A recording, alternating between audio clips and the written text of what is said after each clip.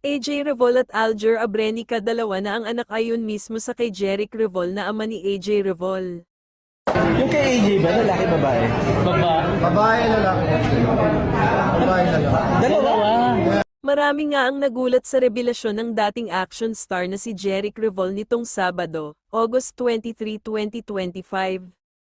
Mismong si Jeric Revol na ama ni AJ Revol ang nagbunyag na dalawa na nga ang apo nito kay AJ at Aljur, isang babae at isang lalaki.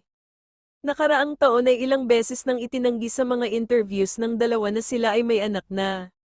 Sa panayam ni Julius Babaw noong August 27, 2024, kung saan umere ang interview na ito sa YouTube na mariing itinanggi ng dalawa na sila ay walang anak. Sa kabilang na ayaw mawala-wala ang isyong ito, na nanganak na si AJ sa panganay nila ni Aljur, na isinawalat noon ni OG Diaz sa kanyang vlog noong November 2022. Maraming mga netizen ang nagduda at marami din ang naniwala.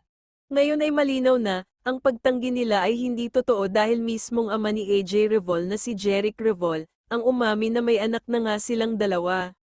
Isang lalaki na 2 years old and 2 months old na tinatawag niyang Al Jr. at isang babae na 9 na month-old na nagngangalang Nikki na.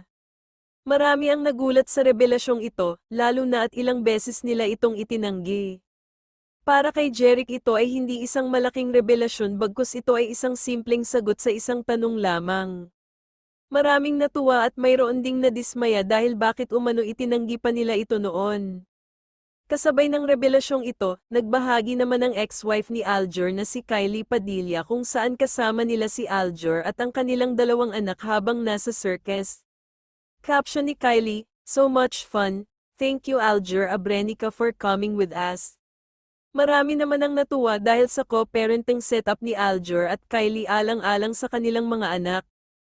Na kahit nahiwalay sila ay nagsasama-sama pa rin sila na parang isang buo at masayang pamilya. Kung kayo ang tatanungin, ano ang masasabi niyo sa revelasyong ito ni Jeric Revol sa kanyang anak na si AJ at kay Aljur tungkol sa pagkakaroon nila ng anak? Dapat kaya na hinintay niya na lamang na si AJ at Aljur ang umamin sa publiko tungkol sa kanilang mga anak o tama lang ang ginawa niyang isinapubliko ang mga apo nito kay AJ at Aljur?